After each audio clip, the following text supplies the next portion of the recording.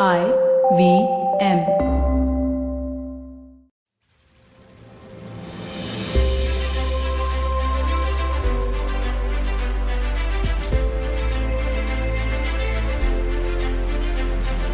Welcome back to this episode of This Round is on Me. So, guys, I just returned from Bangkok a few weeks ago. As you know, we went for Asia's 50 Best Awards, and I just wanted to share what a fantastic trip I had, particularly with respect to the food. And, I've been quite a few times to Bangkok, but this was after a long stretch. And I just felt like the city had really cleaned up. There was some incredible stuff happening in the food scene. And, a lot of it is actually, funnily enough, in malls and in the food courts in malls.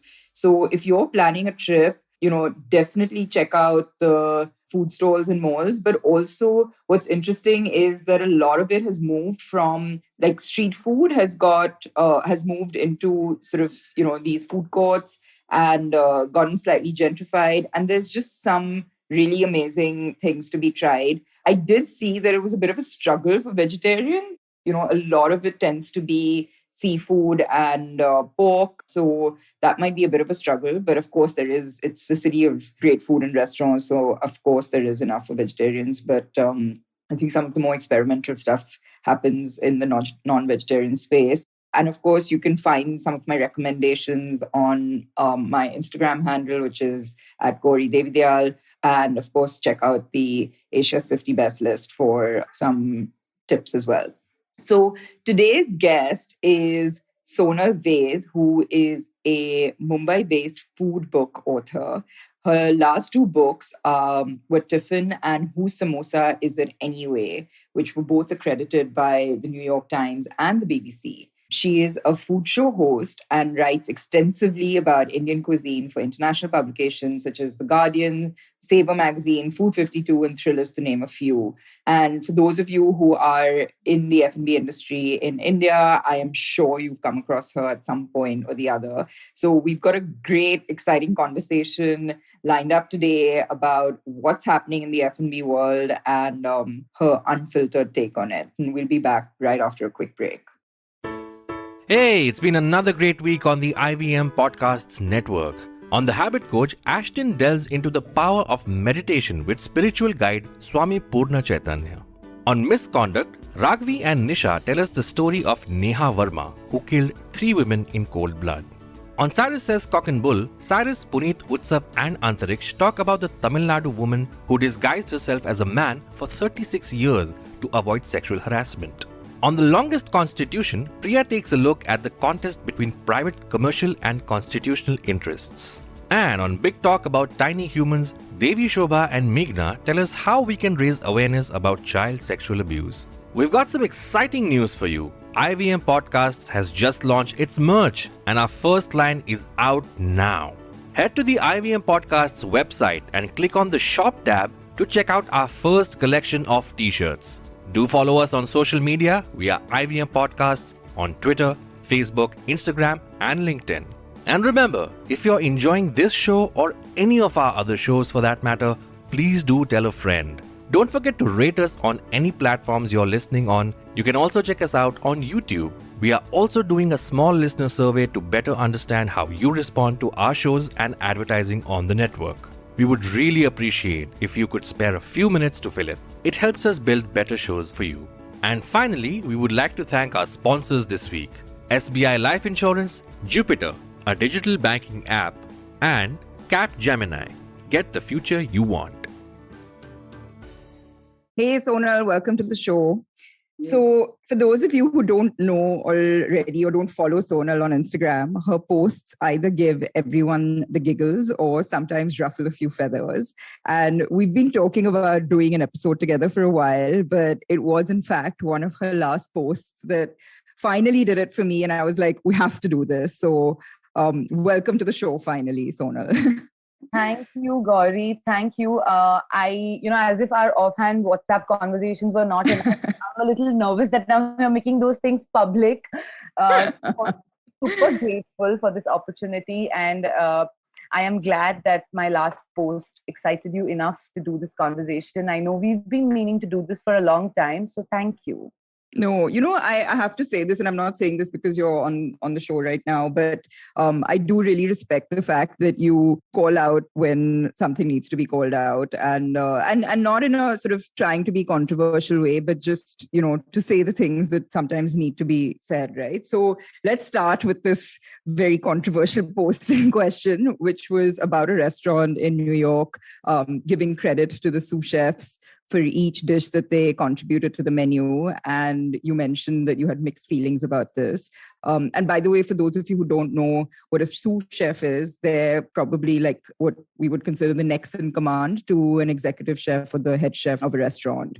So, I know there were a lot of opinions dropped by the fraternity in the comments, including mine. But first, share with us your thoughts and why you had mixed feelings. Because I come from a writing background where it's so important for us to credit everything. I know magazines would even credit if you've gotten shoes from someone, if you've gotten like a bag from someone. Everything is so hyper credited.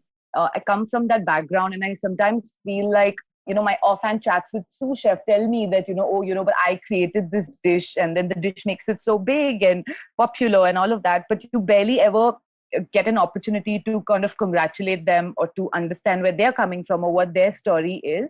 So I know what you think, Gauri. I know that you think that they're sue because they still haven't got that time. Their time hasn't come yet.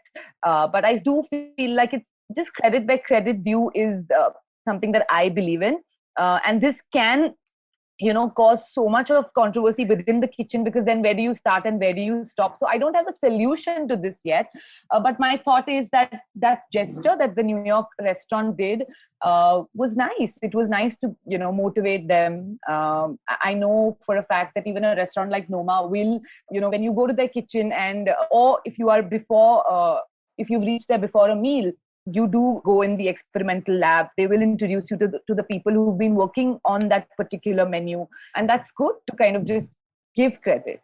So here's my thoughts, which I've shared with you in the past, which is, you drew an analogy with what you'll do when you're writing an article. But let's face it, when you give credit, it's probably to a brand or, to a designer, for example.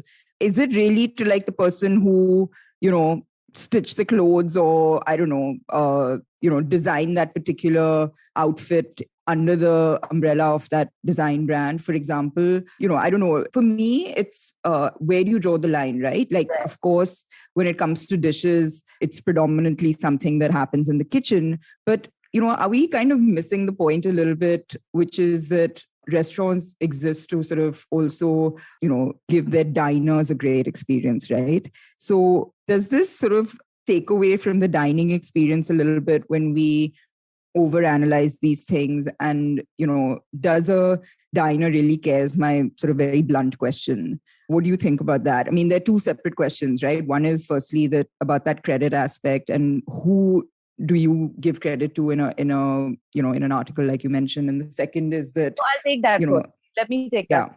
that. I feel like a lot of, see, for me, my job is to just spark that conversation. Now, where to take that, I think that is something that I will leave to the chefs who are kind of building their teams to think. Like, one of my friends is building a restaurant team, and he said that this is so important. This is such an important question to just think about when you're building something from scratch, because I mean, we're in 2022. This is the new world. We're thinking differently. We're crediting people differently. We're acknowledging people, their ideas very, very differently than what we were doing 2 years ago. And I feel like this can be a conversation starter. I don't know where it should end. Like you're saying, like if you're giving credit to say Versace, you're not giving to the guy who's actually stitching that cloth or cutting that cloth. So fine. Right. There.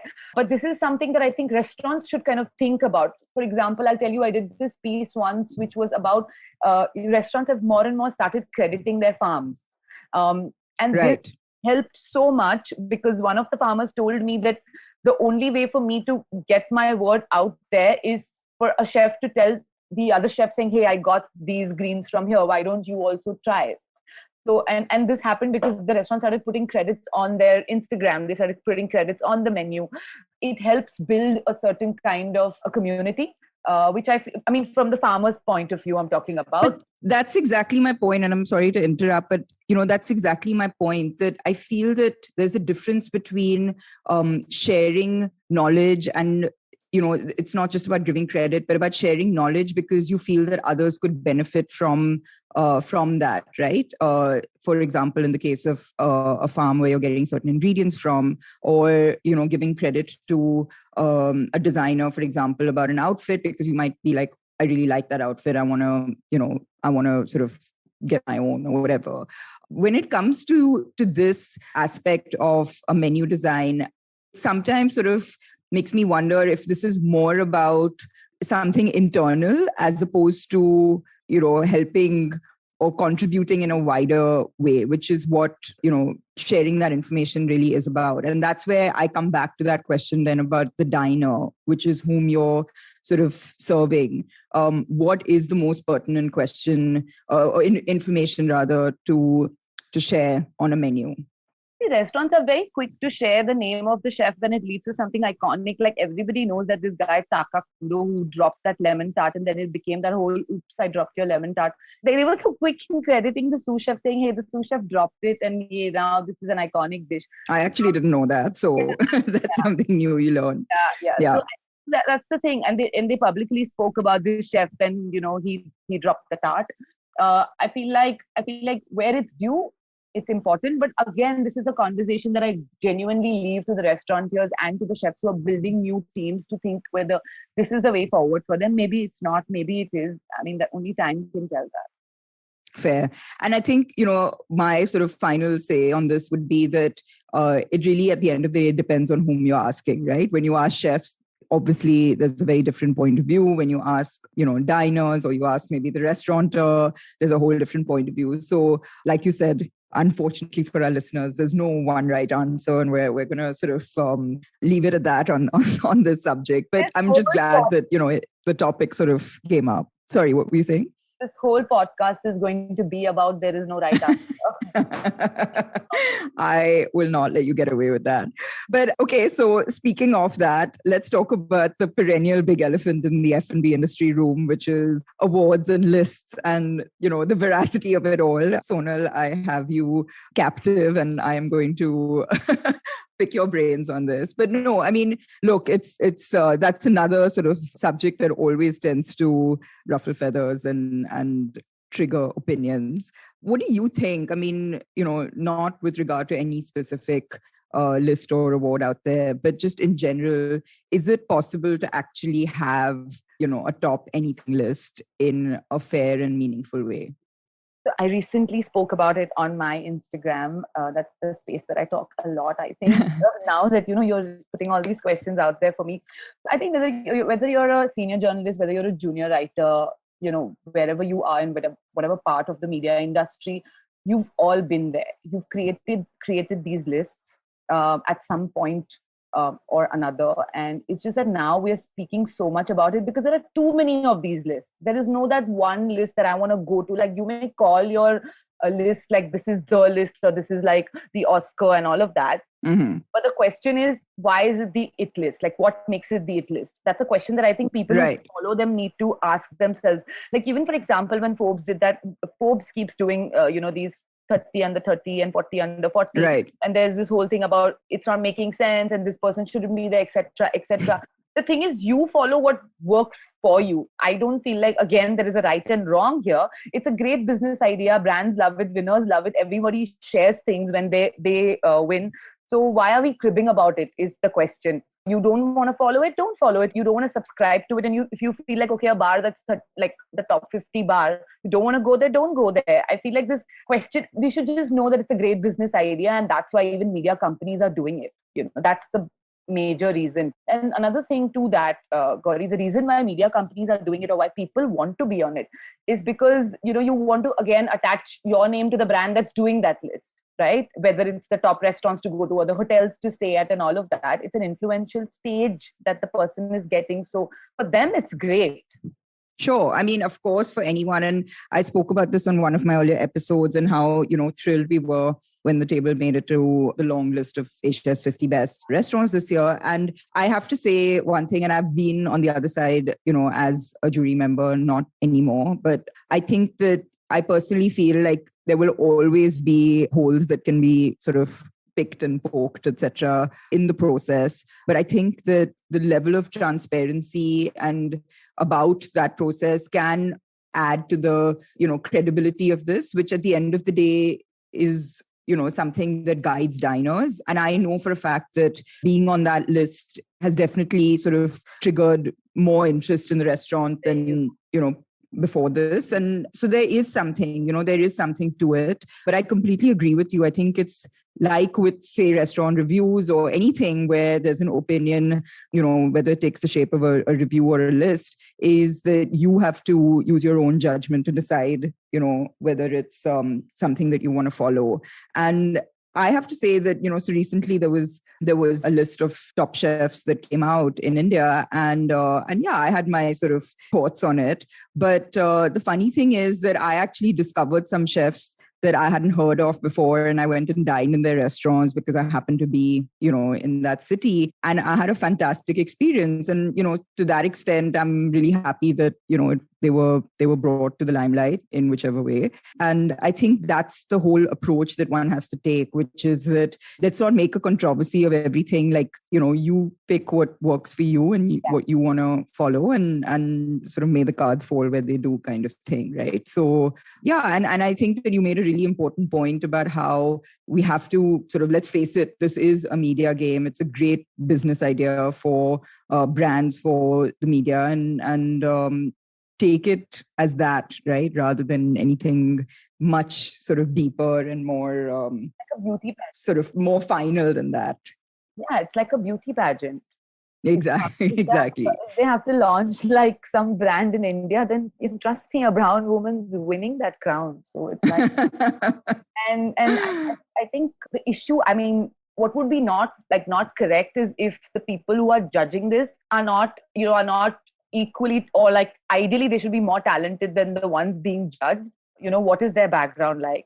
Yeah, well, again, now that's always subjective, right? So sometimes you don't even know who's judging these things. And that's where I sort of talk about transparency. But again, that's a matter of opinion. And I don't think that, say, for example, like the Michelin Guide, which is considered to be, the ultimate endorsement in fine dining. Half the time, I mean, the whole point behind it is that it's an anonymous Michelin inspector who comes to the restaurant a number of times and judges the restaurant. So you don't even know who the judge is. But like there are other times when you're like, you should be sort of talking about who the jury is so that you can vouch for the credibility of their judgment. And I don't think you can win this argument either way. There's just one thing, though, that it's imperative that the people who are judging have at least eaten at the restaurants that they are talking about and judging. Absolutely. Which doesn't happen a lot of times, because it's so important to put like a woman chef, or it's so important to put somebody from Ladakh or Northeast. So many times these lists, just that tokenism is the issue when you have not eaten at the restaurant. That's an issue, not the existence of the list. Let's have lists, but just let's make them fair, just make them more democratic. And then, we have some recently the awards, the Chefs Award that happened. They got some bloggers and writers from the region to call out these places. And I thought that was an interesting way of doing it.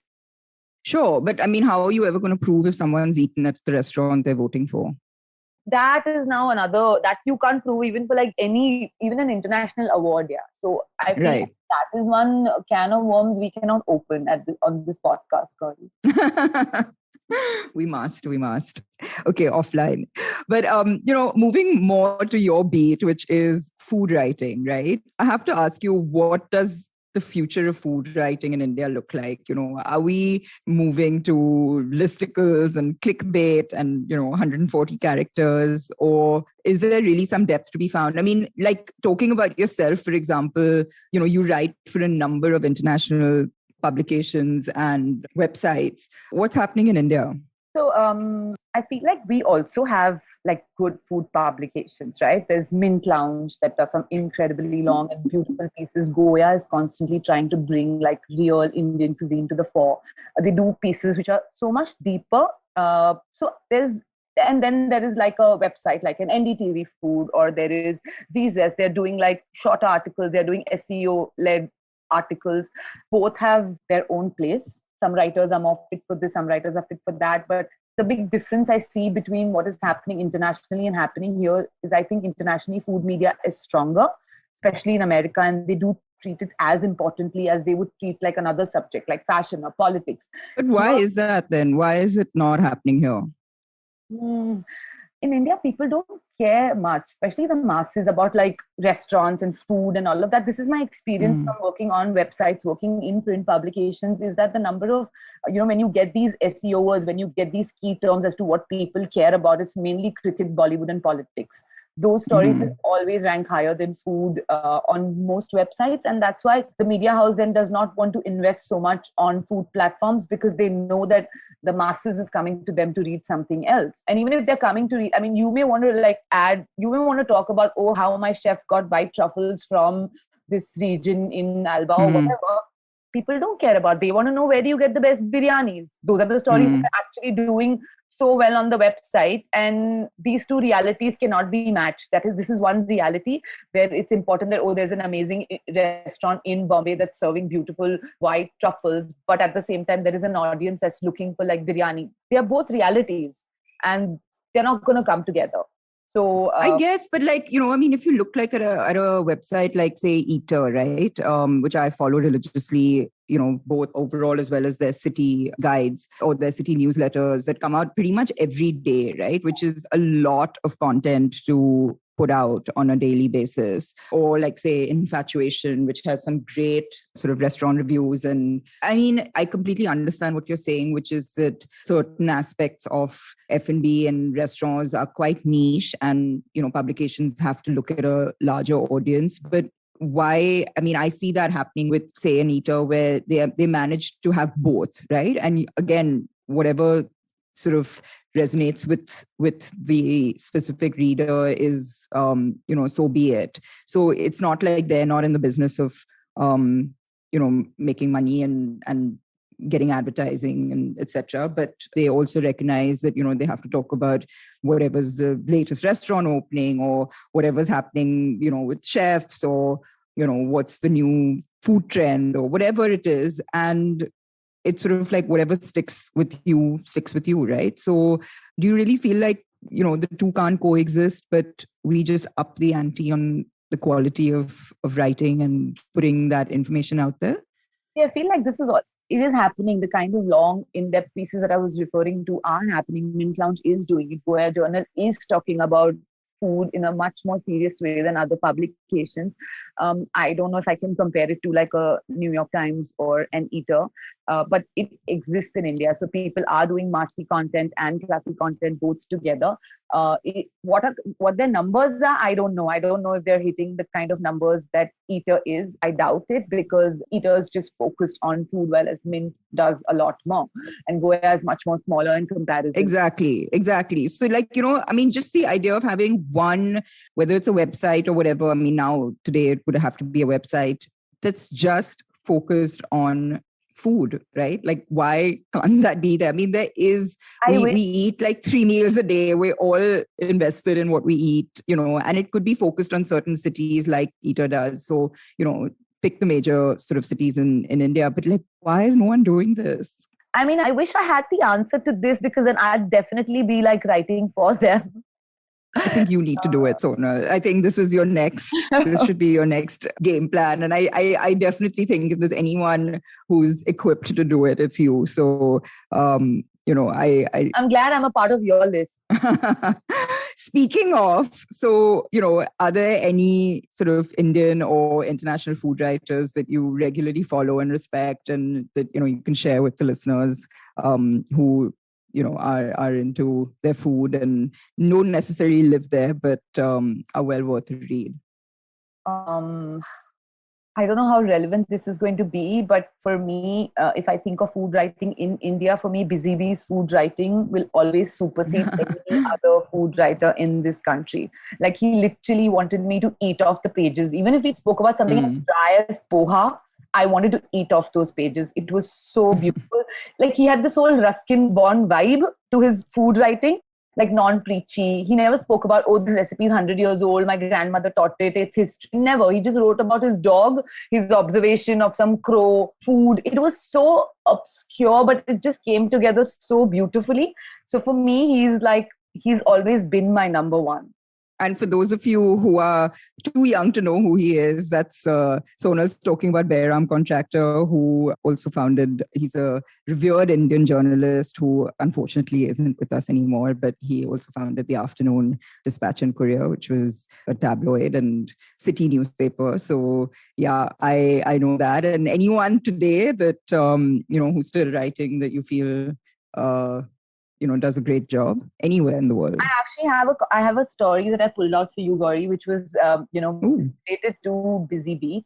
Was that one of my first writing assignments as a food writer, and I don't think I've spoken about this, was with Upper Crust. And Farzana Contractor used to have this huge office in Fountain. I don't know if you've been to that building. And when I went to meet her, because in those, like back in the day, she would give people checks. You have to go to the office to collect the check. This is like 10 years ago, to go to the office to collect the checks. And I used to spend hours. She had this massive food library. It was only food books, like 2-3 walls full of just food books. Wow. And her deal was that you can come to collect the check. You can take one book at a time, and I will give you the other book only when you return the former one. And that's how. So she had like a whole little library borrowing system going on. And that's when I That's hilarious.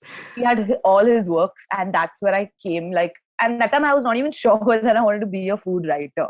I was just reading his stuff one by one, like one book at a time. How did you get into food actually? I don't know. I think I just stumbled upon it. Were you just like hanging around and your editor said, go write about this? Yeah, and then you found that you actually had a knack for it.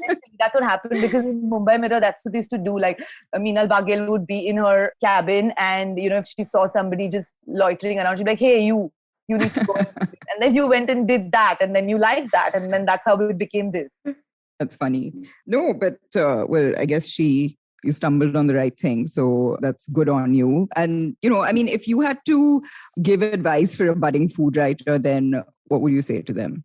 I mean, today, honestly, like everyone considers themselves a food writer, right? Like that's the nature of social media and I guess and the internet, right? So, but if someone was really looking at this as a serious sort of career, what would your advice be? I feel like I'm the budding food writer who needs an advice from like an established food writer, honestly. I would just say read. Like interesting things. There are so many kids who work who work with us, and we do a lot of video content. And I ask them, what do you follow? And they'd be like Mumbai foodies and curly tails, and they don't know what flavor is or what it is. And that for me is a little scary. Sure, I mean, curly tails, Mumbai foodies, great content, like really sharp content. But I do feel like if you really want to be a food writer versus just somebody who is doing food, then you need to read a lot.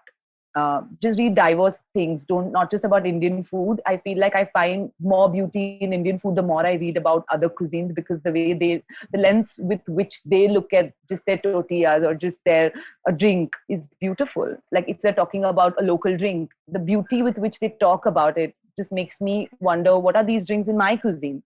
And I feel just read diversely. So I follow like this writer called Yasmin Khan. She recently wrote for Vogue International. She's the author of this book called Zaitoon, Ripe Figs. I like her work. Obviously, I thought Jonathan Gold was gold. His writing is amazing. Pete Wells, he has a unique style of writing reviews. So I feel inspired by these guys. And basically, I'm a sucker for New York Times, and I love the way that they cover. Who isn't? Yeah, food. And I enjoy like cookbook writers a lot. I feel like read a lot of cookbook writing because people put a lot of depth into that.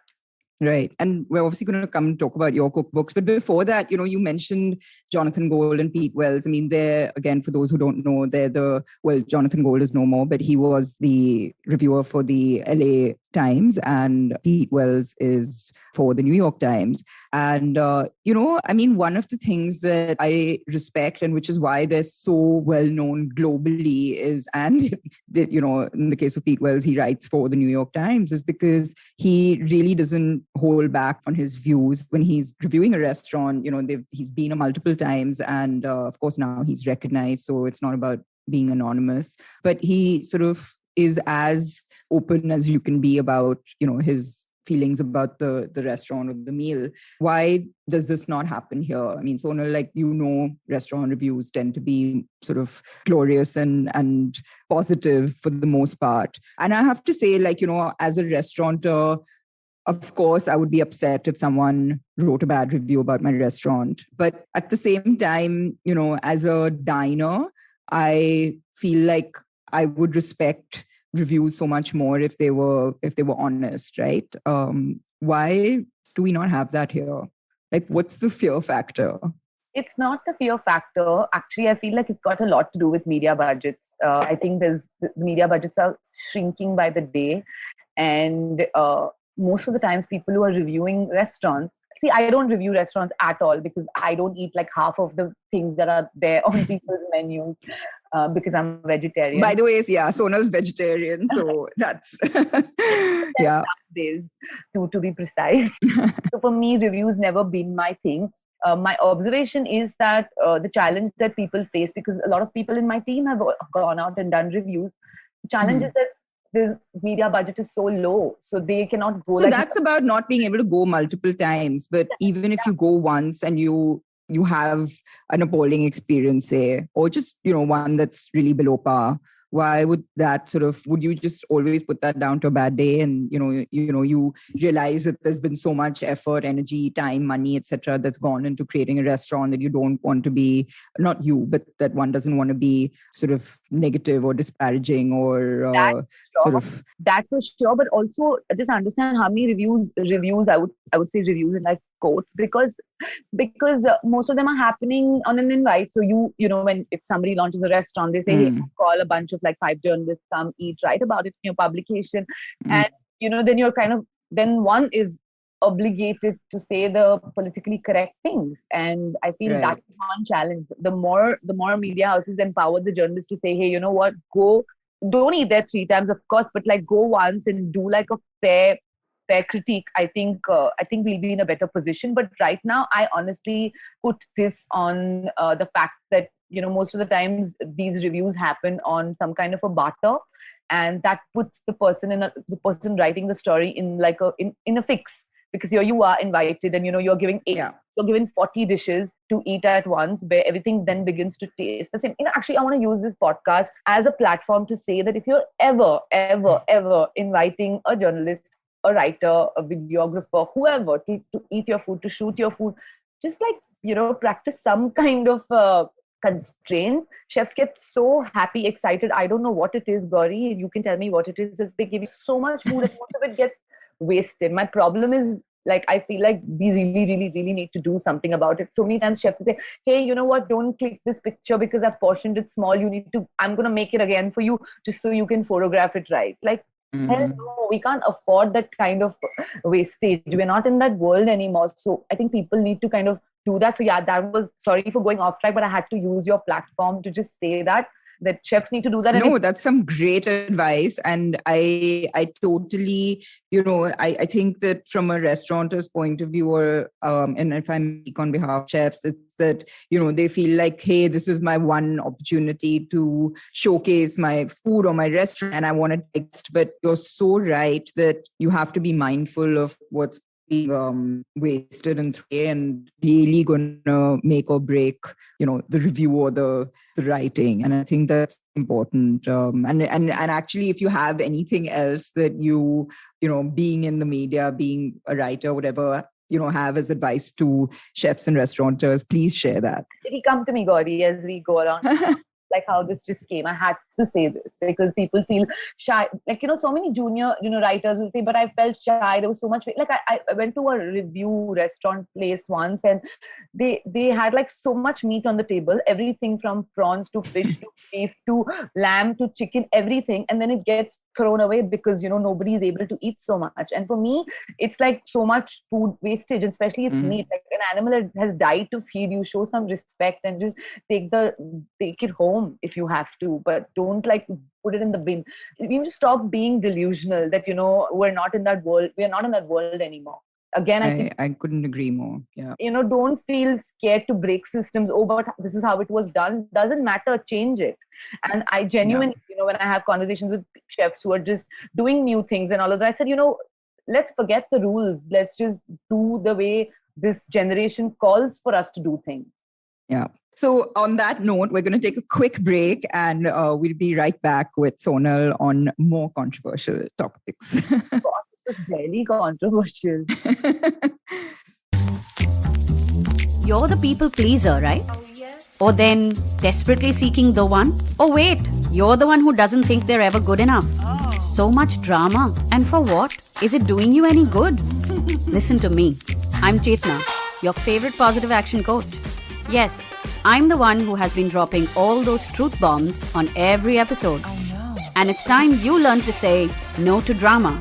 That's also what my podcast is called. And a new episode is out every Monday and Wednesday on the IVM Podcast app, website, as well as all major podcasting platforms. Welcome back to This Round is on Me, and I have Sonal Ved with me today. So, Sonal, let's talk about your two amazing books that you have behind you. Tiffin, which has no less than 500 authentic recipes which celebrate India's regional cuisines. And more recently, Whose Samosa Was It Anyway, which is the story of where Indian food really came from. So, we've talked about these books before, and I know that they took years in the making. What was the driving force behind you sitting down to write these, and, how did you go about it? I would start with what kind of inspired me. Again, these are two projects that I was roaming around and my editor said, hey, you're going to write this. And then I just chanced upon doing them. And I mean, most things have happened like that. And that's how I took on both these books. I remember when Priya Kapoor, who asked me to write Tiffin, I was in like one bar of network somewhere in the hills and I could barely hear her. And she said, hey, I need you to do this book. And I was like, yeah, I'll come back and I'll talk to you. And that's how I took it up. And I feel like my next book, which was Whose Samosa Is It Anyway, was actually a much needed book because the understanding I got from collecting these 500 recipes made me want to look deeper and be like, okay, I have 500 recipes, but what has caused these recipes? Where do they come from? How are these things connected? How are they so diverse and yet they're all Indian? So it was an eventual next step for me. It was not planned. It just happened that way. It's actually so I have to ask you about Tiffin, actually, just one thing, which is that, the book itself in the title says that there are 500 authentic recipes. And we've talked about this, that, is there really such a thing as authentic recipes? So did that sort of view change at all after you wrote Whose Samosa? Yeah, for sure. For sure it did, because I feel like, that's another podcast altogether, this whole subject of authenticity. But yeah, definitely, I would say the answer to your question is it did kind of, what is authentic? Like, how do you determine anything? And the reason the book says authentic there is because it's authentic to the person who shared that recipe, right? So if I'm a Punjabi in Maharashtra who's putting curry leaves in their Punjabi curry, it's authentic for me. Does it make it any less Punjabi? No, I don't think so. But it does for somebody else. So then for them, it was authentic. And that's why I think the publishers put it out there. But yeah, this whole, there was a big thing about what is really Indian food. And, right now also we have this whole shawarma debate going on about how it's not Indian food. And I did another post saying, literally, it's your Frankie. Like it's that, right? It's a roti wrap, Frankie tortilla, burrito. It's all the same thing. How are you going to kind of say that, oh, this is this and this is that? It's not possible. Cuisine is too deep, too wide, too ancient for us to kind of, just for us to make sense, we kind of put it in boxes, but it's impossible. Yeah. And, you spoke about biryani earlier. I mean, I don't know how many hundreds of types of biryanis there are across the country. Like every few hundred kilometers you move, there's probably a different version of a biryani, or it becomes a pulao, or it, so it's really a minefield out there. And I think, I guess you've made a start at it with this. So, and by the way, for those of you in Bombay, you can grab the book at Mag Street Cafe. And of course, it's available online at Amazon. So get your copy now. But what's next for you on the writing front? And of course, you're writing away for all the sort of websites that you do regularly have columns for. But any new books in the offing? So, Gauri, I'm just going to flesh out what we spoke about earlier in terms of Tiffin, because I did pull out a few notes on what I wanted to say. Oh, please. Yeah. So I feel like one of the major reasons that I want to work more and more with Indian food is because I feel as a generation we haven't been sensitized enough about the fact that our food, our cuisine is getting erased soon, right? That's why there are so many food shows about forgotten recipes, forgotten this, and mother's recipes and grandmother's recipes and all that, right? Thomas is doing this whole local movement on getting people to talk about indigenous crops and ingredients. Mhm. This whole sensitivity is important, and I feel that's why this choice of Indian cuisine, like I could have done a book on some other cuisine, done like a quick Gujarati starters or something like that. But I wanted to stick to doing traditional Indian recipes for a reason, because I feel like somebody has to tap them. And which is why Tiffin happened. And then Samosa, as it anyway, like I said, was an extension. I feel like, before Tiffin, when I ate an Indian meal, it could be anything, rasam rice or gucci or whatever, I didn't feel any pride, which I started feeling after I put Tiffin together, because it just showed me like this is just one way of eating this. Like there will be 300 others.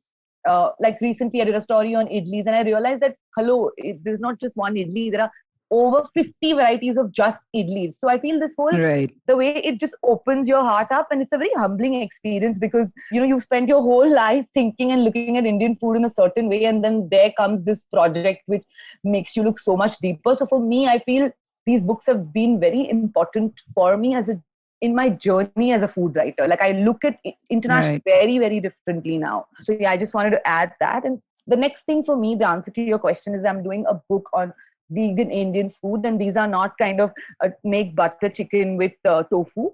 These are intrinsically vegan recipes that just exist in Indian cuisine, and we've just put them to like I've chosen the ones that I. So we were vegan before we knew we were vegan, and you were just going to remind us. Yeah. Not all parts Yeah. of India ate dairy, not all parts of India ate meat. So this is a book about that, and we're in the shooting phase now. So yeah, Wow. a little while till it comes around.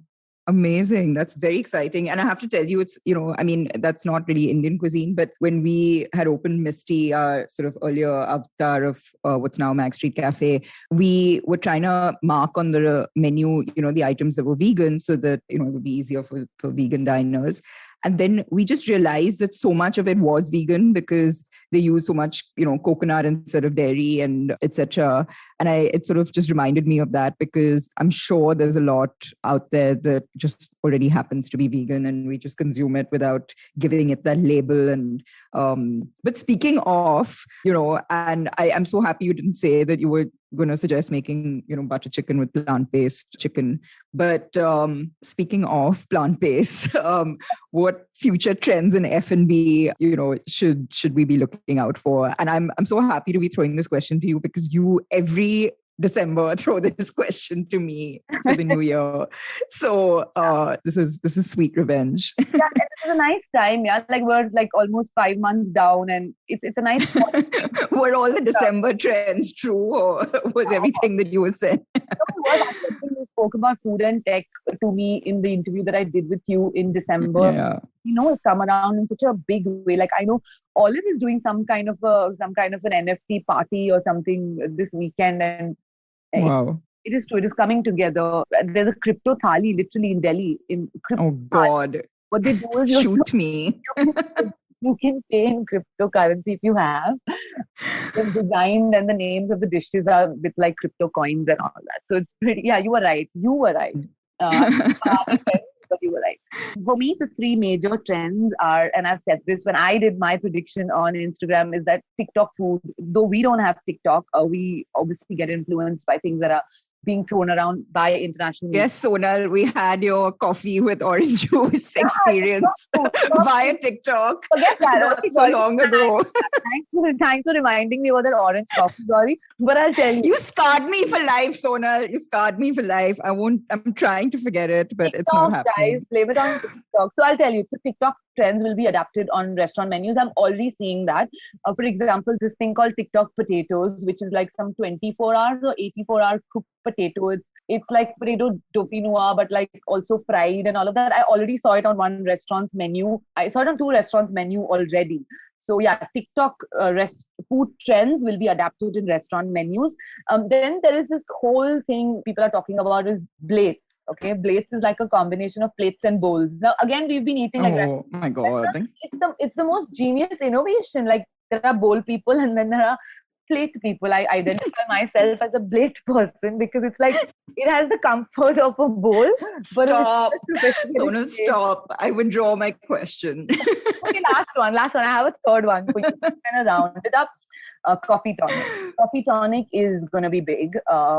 In 2019, we were obsessing about coffee. 2020, we started obsessing about Indian brand tonics. And this is the year of drinking them together. So coffee tonic. Is that like, what is that called? Nitro. What is that called? Nitro coffee. Yeah, is that the same thing? This I'm just talking about, like literally, like I've been having these citrus-based coffees just down with like a whole can of Indian tonic water, and it's quite delicious. It's quite sparkly, actually. You're not going to like it. You have unique tastes, I have to say. No, experimental. I'm a vegetarian. You cut off like 80% of the menu. I have to find my experiment somewhere. So that's where it comes. Too funny. Okay, so coming to the fun bit now, which these are those horrible questions that everyone dreads in interviews. So who is your dream dinner guest list that you would want to cook for?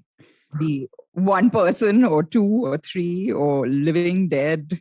I think I want to cook for Chrissy Teigen and I want to cook for Talla Dalla. Good one. 3 chefs whose work you admire or restaurants that one can't find on any list. Can't find on any list. That's going to be so hard because now everything is on a list. Yeah, Gauri. Like, we'll make our own list right now. Come on, let's start. My party snacks that I try to keep away from so many lists all these years now, even that is on a list or some discovery list or something. So, and on my podcast, by the way, the last episode was with them and it was amazing. It was amazing. Yeah, I mean, they're an institution.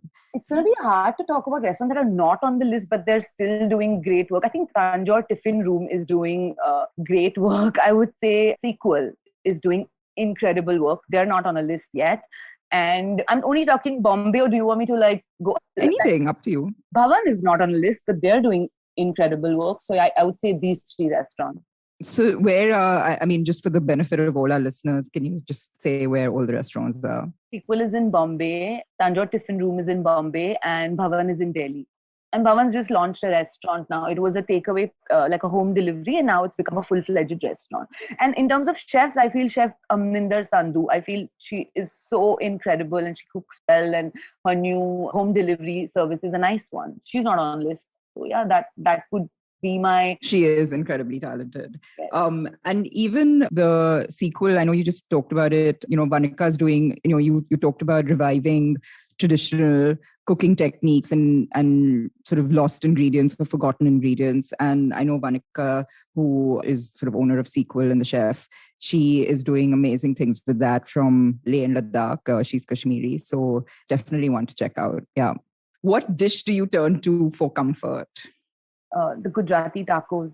Like theplas, you know? No, not theplas. That's what the Bombay canteen does. They simplified my Gujarati tacos. No, this is like a proper, like at least I would say 25, 30-year-old Talla Dalal recipe. Yeah. She was so ahead of her time, yeah, Gauri. She put lasagna. She was. Enchilada. She put all of that in her old cookbooks. I don't know where she learned those things from. I'm actually looking forward to see that Huma Qureshi's movie called Tarla. I think she's playing Talla Dalal. Oh, really? Yeah, there's a Huma Qureshi film coming out. Wow. Yeah, so it's exciting to know how she kind of did that back in the days. And, you know, that's why they say, oh, but, you know, Talla Dalal recipes use cheese and capsicum and all of that. But hello, that was what was available then. So she actually made the best out of what was available. And then Gujaratis just continued and we're still eating that stuff. Amazing. I'm so glad you didn't say khichdi because literally everyone on the show says khichdi when I ask them that. So... Okay, so last but definitely not the least, what's your definition of success in your field? How do I answer this? Can I quote Lily saying I recently heard a podcast. This is so of course. It's such like Inception. I'm quoting from somebody from some other podcast on this podcast. But she said she said about, I mean, there's not going to be a one-word answer, yeah, Gauri. It doesn't have to be. Nothing, I think, has been a one-word answer till now other than thepla. So, or rather not thepla, but tacos. Tacos, yeah. So go for it. I think my definition of success is being your most authentic self and being happy with it. I feel when you've reached there, I feel you're successful. True. Very true. And yeah, we're all waiting to get there. So that's a great goal to have, just to be happy with Your authentic what self. you have. Yeah. Yeah. Listen, Sonal, thank you so much for being on the show, for being your candid self, your funny self. And I can't wait for your new book to get out. And I wish you the very, very bestest. Thank you. Thank you, Gauri. This was amazing. Thank you for having me. I know we only just scratched the surface on a lot of subjects that Sonal and I touched upon, but I hope that, it was enough to get you thinking about all the things we talked about and, from whom to give credit to when it comes to menus, awards, food writing, the scary TikTok trends to look forward to, and so much more. And of course, don't forget to grab your copy of Sonal's book. I hope you enjoyed tuning in today. Do catch the earlier episodes when you get a chance. And more importantly, I would love to hear from you with your thoughts on the show. You can find me on Instagram at Gauri Devidayal or on Twitter at Gauri Details or LinkedIn. Either way, sit back and relax because this round is on me.